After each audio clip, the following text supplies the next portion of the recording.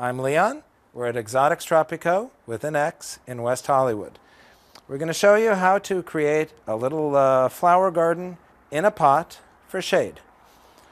Let's pick a nifty pot. This one's kind of nice, pure white. We're going to put a curved piece of broken pottery over the drain hole.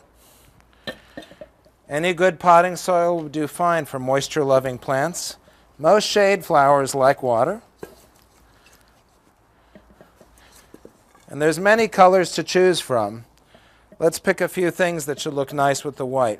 This is a beautiful primrose. This one's a polyanthus primrose called Supernova. Big flowers, very beautiful, rich color. So let's put that in the foreground. Then I have some interesting cyclamen colors. These are woodland plants. This variety has a very nice silver leaf as well. This one is called Silverheart. So let's see. I kind of like this one with a two-tone. These are also fragrance.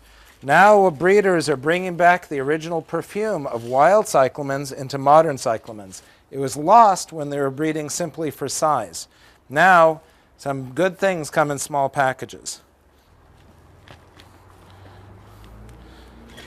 And then for a little contrast, I have a beautiful pink. I have a beautiful white. You know, that's just so pretty. We're just going to use the rich pink here.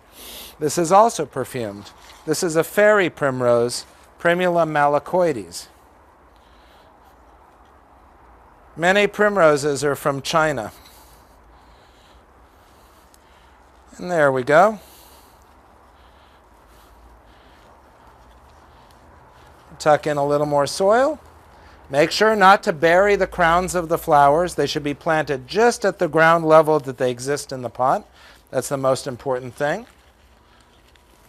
You can water it and enjoy it. And there you go. A beautiful shade garden in a pot.